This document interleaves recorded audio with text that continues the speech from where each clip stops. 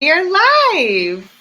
Thank you so much for joining us. Today I am interviewing Cate Cammarata, producer, director, dramaturg, and educator, and entrepreneur. Very multifaceted artist. So Cate, thank you so much for joining me today. I was really excited to interview you because we met, I think we officially met when you participated in the Arts Lab program that I was doing with Matthew. Is that when we actually met? Because I know I'd seen your name. I already knew you, which is why I bought into this. I thought you were way cool. And if you were going to start on this, I wanted to be part of it. So I actually knew you already. Okay, yeah, because I know I'd definitely seen your name at True and CTI, and you've definitely been around the theater world for a long time, as have I, and it seems it's a very small, surprisingly small world here in New York City. So well, that was an awesome experience too, going through that and seeing you kind of grow, create theater and Cate Cam Productions and hearing about your vision and all that. So that's a perfect lead in. Give us like your elevator pitch of who you are and what you do. Okay, my elevator pitch. I am I'm an off-Broadway producer, director, and dramaturg, and I specialize in the development of new plays and musicals. And now we're doing it online. In addition to everything that we've got going in real life, you know. Yeah. So that's my 30-second pitch. Yeah, that works. And one of the things that I've always admired about you is that you adapt really fast and move. And so you've been able to do producing, directing, dramaturg, and even teaching, you know, all of these things. So, and to me, that's kind of how you found your another way, if you will. So can you talk about that, like in terms of your career, of how that has evolved for you? Well, I know that I've always been interested in telling stories on stage. So when I went back to grad school a number of years ago, I went back for an MFA in dramaturgy because I wanted that skill set. And I've been playing around with it ever since. So my other way was, well, I had a family on Long Island, and so I couldn't just ditch everyone to pursue it somewhere in the regionals. So I met Bob, and he needed a literary manager. And I was just really hungry to read new scripts and work with writers. So it worked out really well. So I've been a true literary manager for since 2012. And so I've seen a lot of scripts come and go and had a chance to actually sit in and be on the developmental end, first as a dramaturg and then often as a director, because by then I worked really well with the playwright and I could actually get their vision on stage because my undergraduate degree is in directing from Syracuse and a BFA in directing. So then, so I actually became a producer because I was interested in having that end, especially hanging out with all the producers at True. Yeah. So I went through the 16-week at CTI, right when Jed Bernstein was doing it. There was a few years it was 16 weeks. Yeah. So I graduated from CTI in 2013, and it's just been amazing ever since. Just keep looking for new projects and writers coming to me for dramaturgy and script review, and just keep going. And it's been really a lot of fun. Yeah, and how did Create Theater come into existence? Like, when was the time that you recognized you needed to have your own company? So in 2015, I think that was around when did I go through your accelerator incubator? That was, I think, 2016.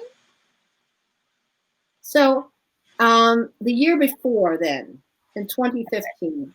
I think, yeah. Oh my God, it was a long time ago. It feels like a very long time ago. Yeah. I met an entrepreneur because a woman entrepreneur, and I wanted to just hang with very powerful women in all walks of life and all different businesses, because I always wanted to start a theater company. I always wanted to be Ellen Stewart, by the way. I had a garage in the Lower East Side, so I had to figure out my own other way for that one. That wasn't going to happen. So I started hanging out with these women executives, entrepreneurs, starting businesses, and all kinds of things. I love the energy. I learned a lot from them. And then I was able to envision something online. So 2016, after going through your incubator, I started Create Theater. So Cate Cam is the physical LLC that I have, right? For tax purposes. But Create Theater is the community that I always envisioned. And finally, I was doing it here and there and there and here, but I really, I needed a little kick that COVID gave us, because now all of a sudden we're all online. I mean, I had everything set up. I had my webpage, I had my Zoom. I had been working with artists all over the globe, actually, because of Zoom. And so I had all the back end set up so that when all of this hit, I even had a tagline, we network and work online. Why can't we create theater online? And so it was already there. Totally. So all I needed was COVID. Yeah, it was like made for you. I know, knock on wood, right? But yeah, I know. I remember that and helping you kind of build that. Right. Yeah, online was your thing. And you've really been able to do that to a staggering degree now.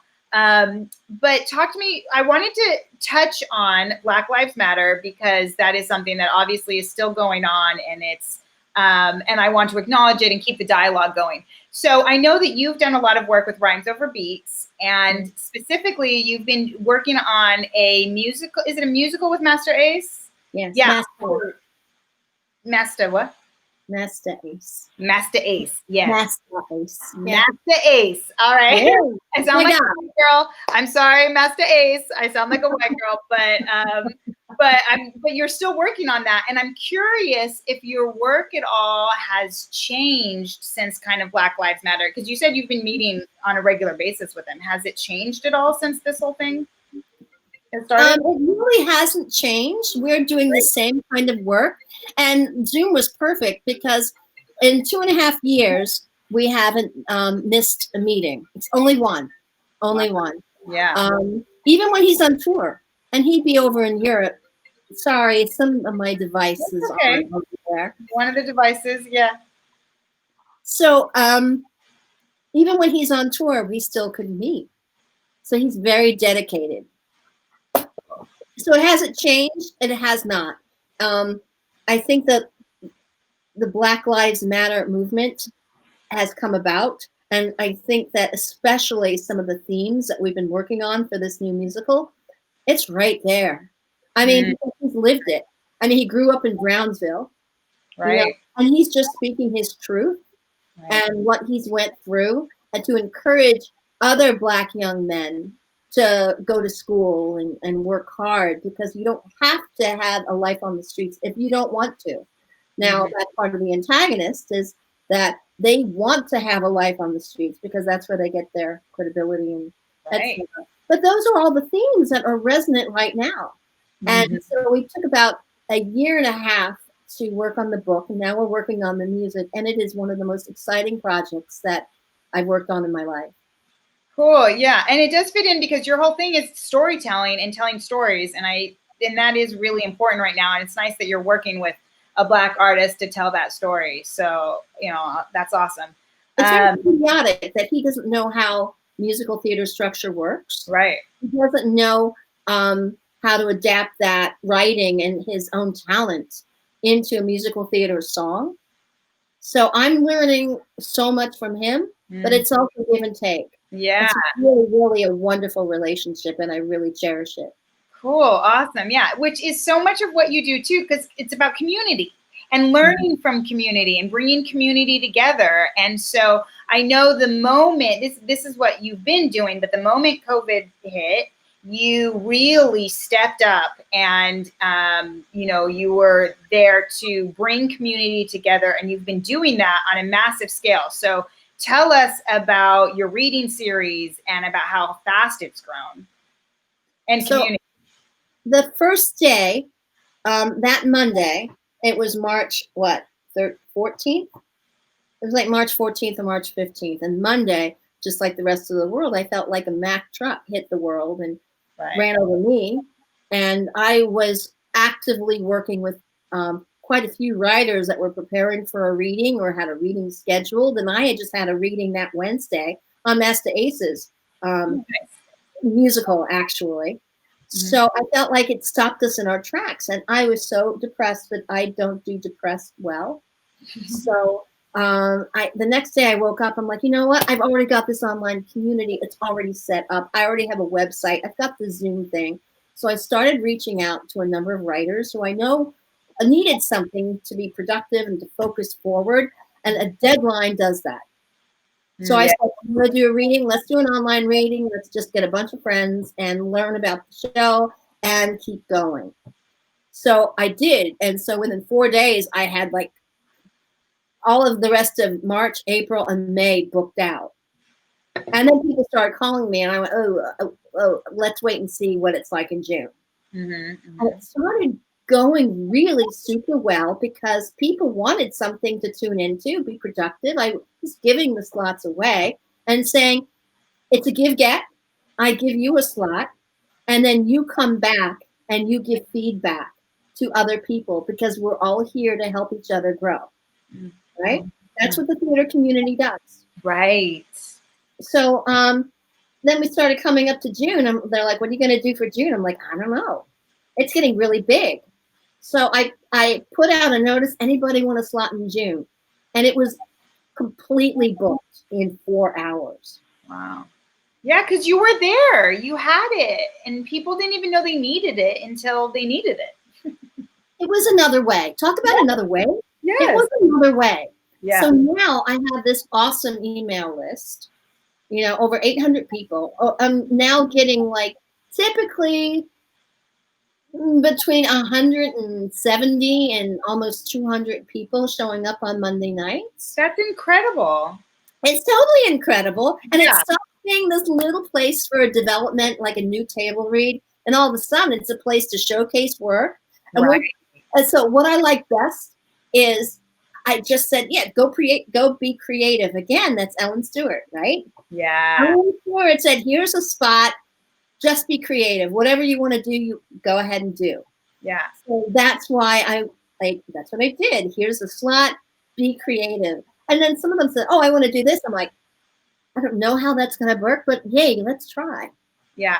Let's push these boundaries. Yeah. And so it seems like every single week, people that keep tuning in, they're getting new ideas on how to present. And this is a new medium, how to present work in a new medium, and not just plays, but also musicals. It's an education in itself. And that's why I have people tuning in every single Monday night to see what they're going to learn from this iteration, this newest play.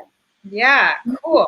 Building on each other's shoulders. And that's so much fun. Yeah, and I want to talk about how you adapted to Zoom and how you learned about Zoom. But before we get there, just to touch on this, because it's so hard for theater people to scale their audiences. So I want to stay there for a second about the fact that you grew to over 200 people so fast. Now, are these friends and family of the performers, or who are these people? Where are they coming from?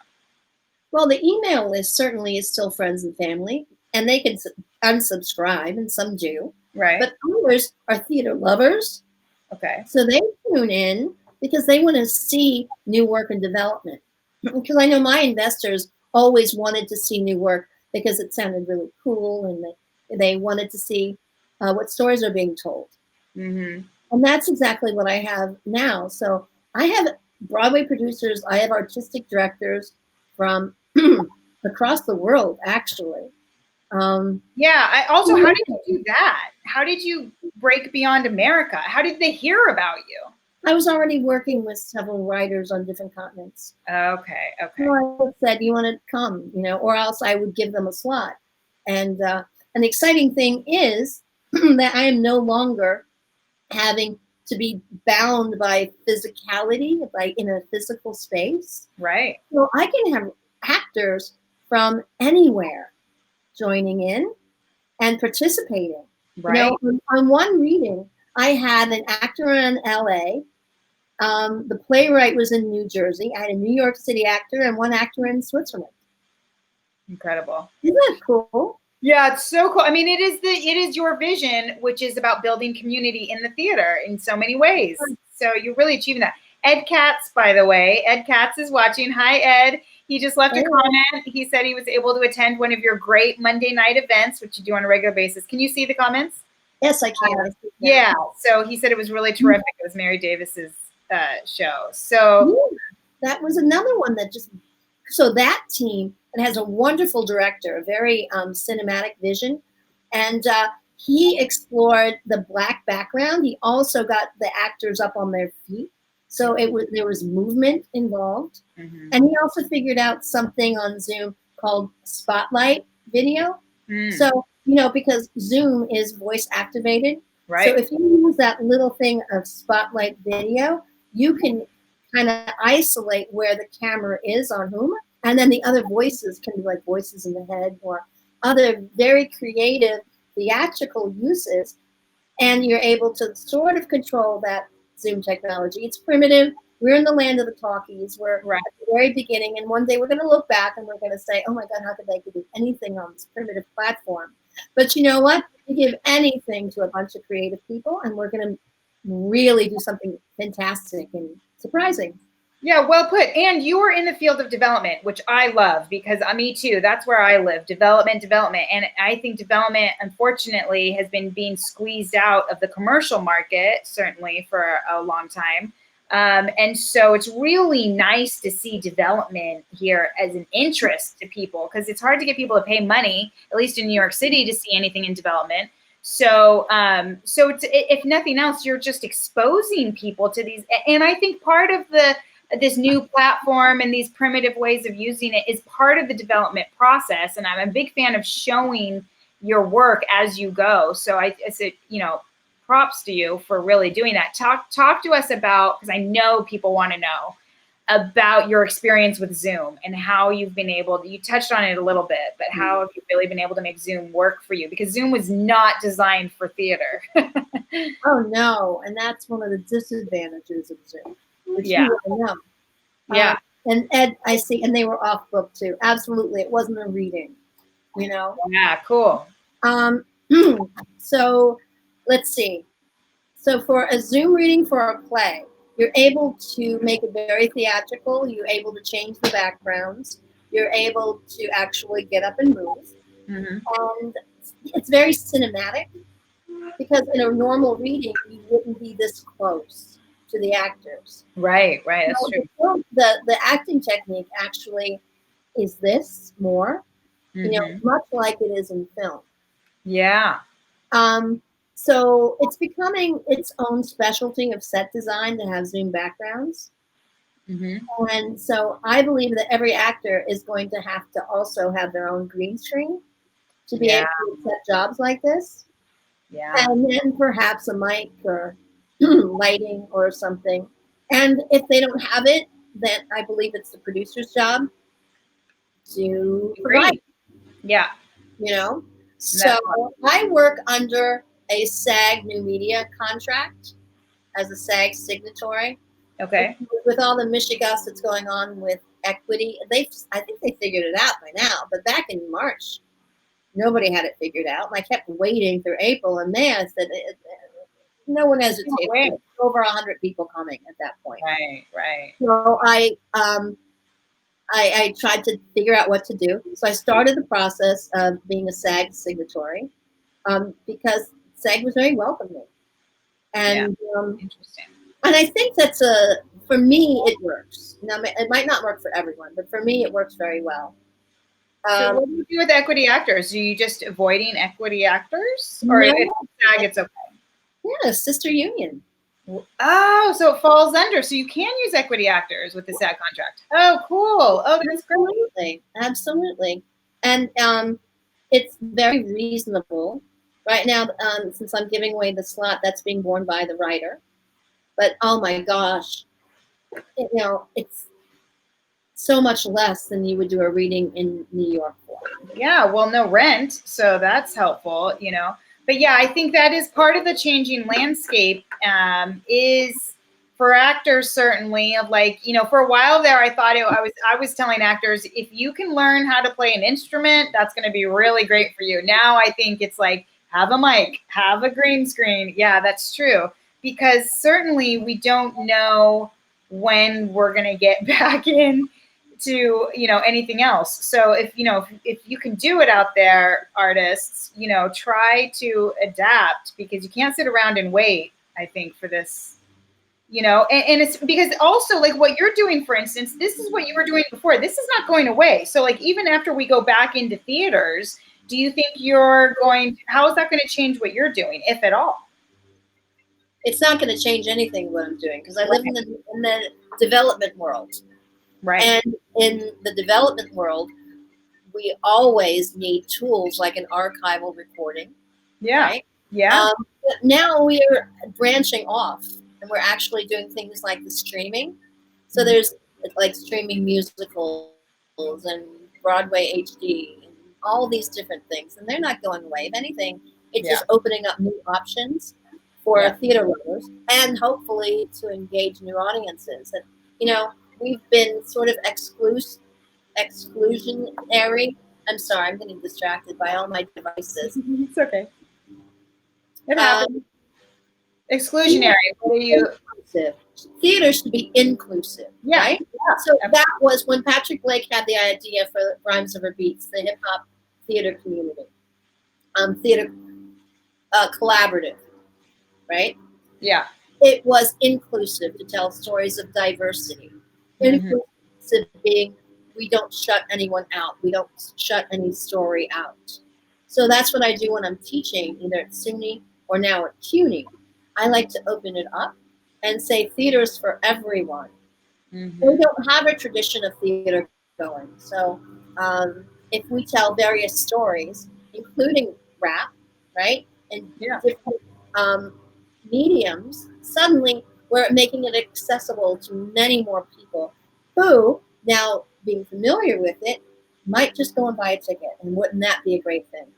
Yeah, exactly. And this is how we keep theater alive. Everyone loves to talk about, oh God, theater's dying and what's going to happen with theater. But I think the focus should be on inclusion, being more inclusive to these alternative ways of doing theater. Like, obviously the theater performance is not going to go away forever, but it may be alongside this. And I think we as a community, theater community, really need to embrace this more. Ed is asking, how tough is the rehearsal process because you're not doing it in person? It's live. A live rehearsal is a live rehearsal. I don't have to physically be in your same space to help you and to direct in a Zoom reading, right? So I was talking about plays. Plays you can do live.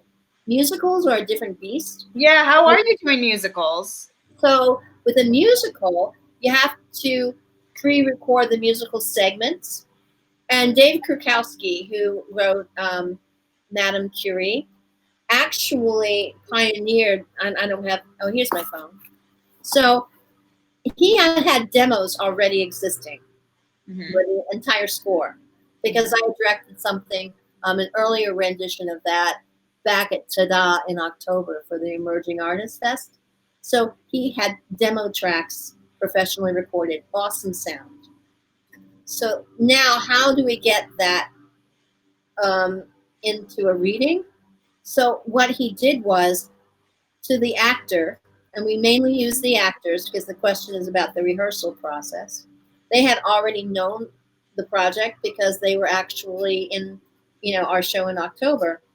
But they, with earbuds, they would be able to hear the music, hear the demo track with the voices removed, sing to it in front of their cell phone. So then we could isolate the video and their voice, and then Dave was able to sync it up with in iMovie with the music.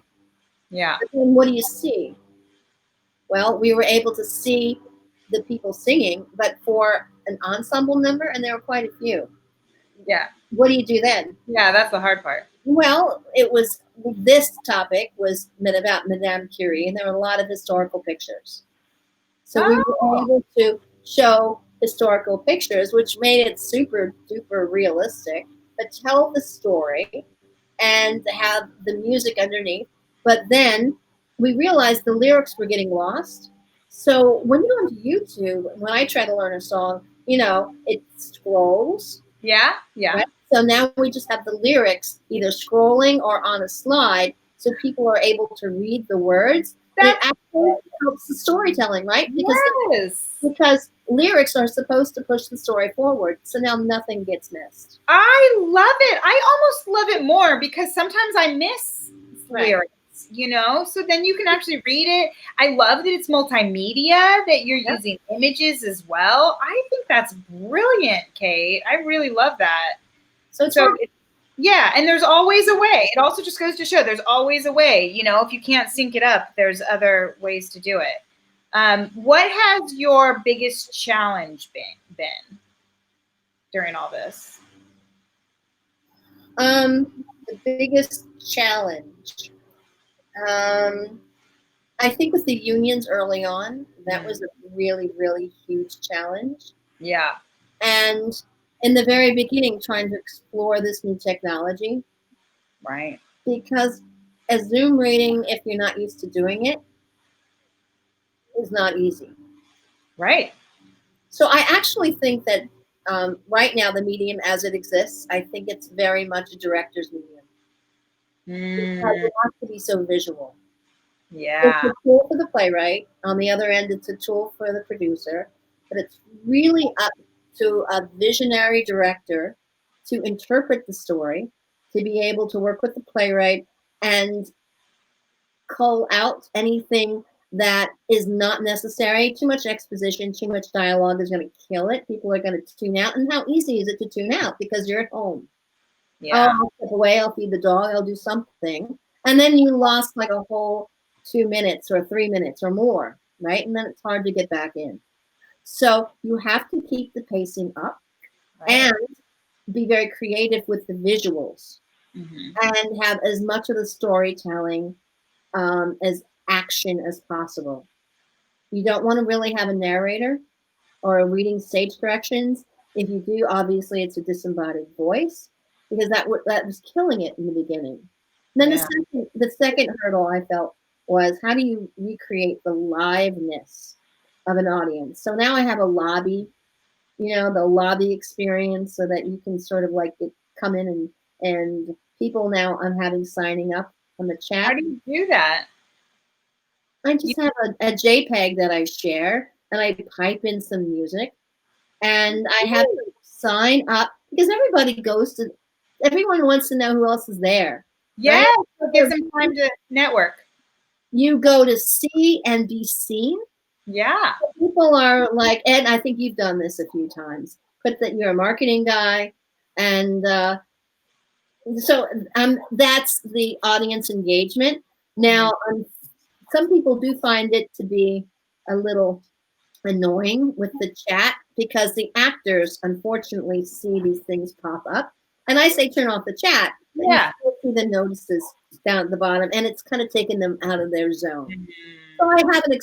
I'm not sure. Other people have suggested doing a webinar, and I have the webinar platform already.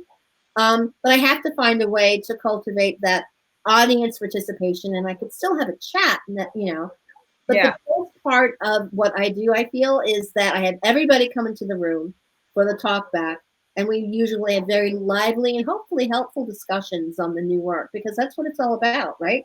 And new development, talking about it, and have people usually have survey monkeys so that they can be reached in private, because sometimes we have to go out. I mean, that's what I love to do. I could go out with a friend and talk about it over a glass of wine and sort of like sift through all my thoughts and get somebody else's thoughts. It's not that easy. But if you marinate with your thoughts and have a survey monkey, then you can pass it on to the playwright. And then it's a useful tool for them. Yeah, cool. Awesome. Oh my God, this is such great advice, I think. And it's really great to hear your process and how you've adjusted. So I hope everyone's listening to that. And if anything, the takeaway is, because you're struggling with a lot of the same things other people are struggling with, but you found a way. There's always a way. So, that's my big message. So if anyone has any questions, make sure you ask a question right now, because we're about to wrap up here. Any final thoughts about the future of theater or about anything, any projects you want to plug? Well, right now I opened up a smaller community because Create Theater has gotten so large. Yeah. It's no longer a center for development. It's more for promotion and onwards. I just gathered a team of producers to try to see where we're going to go after a Monday night reading, because that was always my thing, that after spending so much money on maybe a nymph or whatever festival show, where can you go next? Yeah. So I now have a team of producers that can help walk you through the next process. I didn't want to just leave people, but that's called the Experts Theater Community. We're going to help you on development on one end, then give you a Monday night as a tool, and then go on into the process and hold your hand if you want. Otherwise, we give you a blueprint, and hopefully it's a good experience for everyone. Awesome, great. We'll put these links down in the comments. This video will be on YouTube. Again, to share with people. I hope it's inspiration, but I also hope that people join the community, because you're the only one I know who's really hand-holding writers, but also these other artists in this whole process and introducing them to what is theater. And I love that you've created this new thing, because it's sustainability. You're helping them be sustainable. You know, I always try to get people out of the gig mentality, which is just gig, or project-based mentality, which is, you know, project to project, as opposed to thinking long-term. So you're definitely encouraging people to think about what goes on beyond that. So, well, it can only be done in community, where you have people invested in you and who are friends and willing to help you along the way. I mean, that's why we started theater, right? Right. You become a family. So I was always looking for an artistic home. So, you know, and the ETC, Experts Theater Community, is my hat tip to Ellen Stewart. Yeah. Right? Because she's I love it. And yeah, so that's it in a nutshell. Awesome. Thank you so much. Thank you all for joining us, and take care. Thank you, Kate. Thank you so much, Emelina.